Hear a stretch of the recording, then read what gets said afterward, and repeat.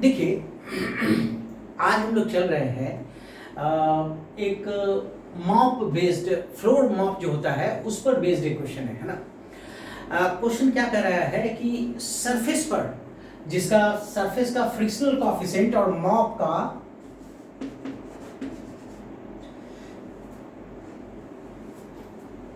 Mu दिया हुआ है। फ्रिक्शनल कोएफिशिएंट ये म्यू किसको रिजेंबल करता है भाई साहब? रफनेस को रिजेंबल करता है। ओके, अब देखिए क्या है, ये मॉप से फोर्स ऐसे लगाया जा रहा है, मतलब क्लीन करने के ड्यूरेशन में ऐसे फोर्स लगाया जा रहा है रॉड के एलोंग। ओके, तो क्वेश्चन क्या कर रहा है कि कितना एंगल हो कि, एक बार फिर सुनिएगा।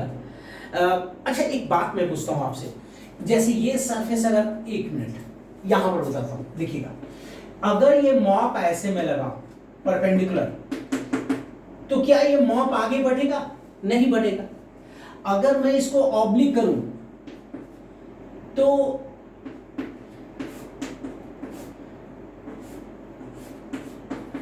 तो चांस है मॉप का आगे बढ़ने का। तो क्वेश्चन क्या कर रहा है कि कितना एंगल होना चाहिए, मैक्सिमम एंगल मॉप का, कि ये मॉप आगे बढ़े ही नहीं। आप चाहे जितना भी फोर्स लगा दीजिए, आप इनफिनाइट फोर्स भी लगा दीजिएगा, मॉप टूट जाएगा लेकिन मॉप आगे नहीं बढ़ेगा। मेरा प्लानिंग है मॉप को आगे बढ़ाना प्लानिंग है, लेकिन नहीं बढ़ेगा आपका आगे ये मॉप।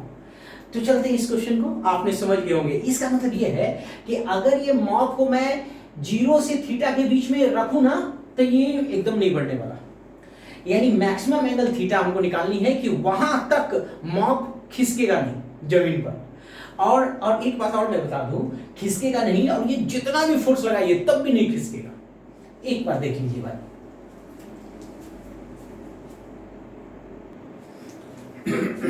अब देखिए आप ये क्वेश्चन समझ गए होंगे ना। ये मॉप है और ये जमीन क्लीन पर्पस के लिए मैंने ये फ्लोर मॉप को यूज किया है। तो हमको बड़ा से बड़ा एंगल थीटा निकालना है। हमको पता चल चुका है कि वर्टिकल से थीटा के बीच में कहीं भी मॉप को रखे, मॉप जाएगा नहीं, टूट जाएगा। जितना भी फोर्स लगाए टूट जाएगा, लेकिन ये आगे बढ़ेगा नहीं। चलते हैं इसे समझते हैं। ये सरफेस है जमीन जिसको क्लीन करना है हमें, ये मॉप है, इस पर फोर्स लगा रहे F, ये थीटा ले लीजिए। तो F का इधर की ओर कितना होगा और F का इधर की ओर कितना होगा? F sine theta. अब आप ये देखिए कि मॉप को मैं ऐसे F लगा रहा हूं, ऐसे F रॉड के अलोंग, मॉप का जो हैंडल है ना उसके अलोंग ओके F लगा रहा हूं। तो मॉप पर हॉरिजॉन्टल कितना लगेगा? F sin थीटा, और वर्टिकल कितना लगेगा? F cos theta. अब आप कॉमन सेंस लगाएंगे, अगर मैं थीटा छोटा लूं तो क्या होगा? F sin थीटा क्या होगा भैया? छोटा। तो आप कॉमन सेंस लगा लिया कि अरे भाई F sin थीटा छोटा होगा तो ये मॉप आगे जाएगा ही नहीं, आगे जाएगा ही नहीं जमीन को साफ करने के लिए। इसका मतलब ये है कि हमें, आप समझ गए होंगे इस बात को, है ना। और एक बात और मैं बता दूं दोस्त, थीटा छोटा लेने से F cos थीटा ये बड़ा हो जाएगा, मतलब ये जमीन को ज्यादा प्रेस करेगा। तो आप जानते हैं ना कि जमीन को ज्यादा प्रेस करेंगे तो नॉर्मल बढ़ाएंगे। अब जब नॉर्मल बढ़ा तो फ्रिक्शन बढ़ेगा। तो एक बात समझिएगा, जब ये मॉप आगे बढ़ना चाहेगा तो इसको पीछे की ओर फ्रिक्शन नहीं छोड़ेगा, पीछे की ओर फ्रिक्शन लगा देगा। अब आप सोचिए, अगर फ्रिक्शन बढ़ा रहा तो ये F sin थीटा से, तो मॉप आगे बढ़ ही नहीं सकता है। तो मैं एक काम करता हूं कि मैं चाह रहा हूं कि मॉप को आगे बढ़ा दूं क्रिटिकली। तो आप क्या लिखेंगे? F sin theta equals friction. Okay, देख लीजिए।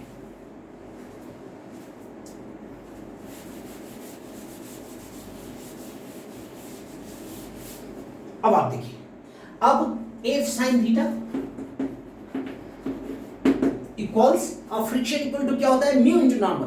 तो एक ये देखिए, मॉप का आपको एग्जाम में दे देगा कि ये इसका मास, ये रॉड सपोज कीजिए मासलेस है और ये नीचे जो मास बिखरा हुआ है मॉप का, उसका मास m आपको एग्जाम दे देगा। तो एक अर्थ लगाएगा mg और एक नॉर्मल लगाएगा सरफेस। तो फ्रिक्शन के लिए नॉर्मल निकालना पड़ता है भैया, तो नॉर्मल निकाल लीजिए। तो नॉर्मल इक्वल्स कितना हो जाएगा, तो नॉर्मल इक्वल्स मॉब का मास इंटू जी प्लस एफ कॉस थीटा, ऐसा कर दीजिए। ठीक है, अब देखिए, अब आ जाएगा। तो ये F sine theta equal to क्या होगा, म्यू इंटू एम। ओके, अब आप ये देखिए, तो एफ साइन थीटा म्यू और नॉर्मल यहां से रख दीजिए, mg plus F cos theta. Okay, अब आप ये देखिए f कितना आ जाएगा,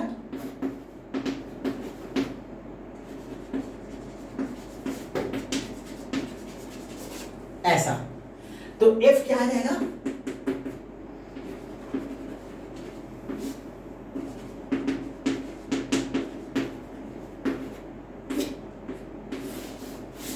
ऐसा। मतलब ये इक्वेशन क्या सजेस्ट कर रहा है कि हाँ भाई, इतना फोर्स अगर आप लगाओगे तो मॉब जस्ट भागने को होगा। एक बार फिर, इतना फोर्स लगाओगे तो मॉब जस्ट भागने को होगा। तो आप भी सोचिए, अगर ये बहुत ही छोटा हो जाए, ये छोटा हो जाए मतलब टेंड्स टू 0, तो आपका फोर्स जो लगा रहे हैं रॉड के हैंडल के अलोंग, वो बहुत ही बड़ा हो जाएगा। अगर ये नीचे का डिनोमिनेटर बहुत छोटा हो तो कैपिटल एफ डेंजरस हो जाएगा, इतना बड़ा फोर्स आप लगा ही नहीं सकते, मॉब टूट जाएगा। तो कितना हो जाएगा, तो ये डिनोमिनेटर को आप लेस कर दीजिए, तो लेस कितना होगा, sine theta minus mu cos theta tends to 0 कर दीजिए। तो ये कितना आ जाएगा, tan theta equals to 1 by mu.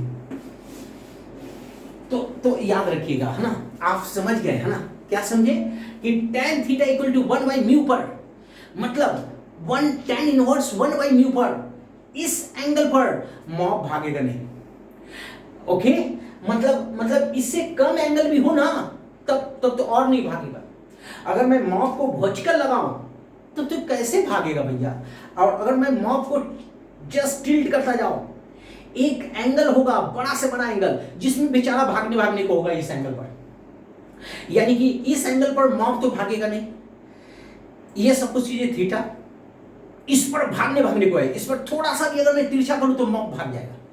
इसका मतलब इस पर नहीं भाग रहा है, इस पर नहीं भाग रहा है, इसके बीच में बहुत सारा एंगल होगा, बेचारा इस पर भी नहीं भागेगा मॉब। ओके, इसका मतलब ये है कि यही आपका एंगल है। तो अगर आपसे क्वेश्चन पूछे कि बताइए किस एंगल पर मैक्सिमम एंगल बताइए जिसमें वो सिस्टम भाग नहीं रहा है ना, ये क्वेश्चन हमें क्या मैसेज दे रहा है कि आप जब भी फ्रिक्शन का क्वेश्चन सॉल्व करें तो नॉर्मल का कैसे निकाला जाता है, नॉर्मल को समझिए।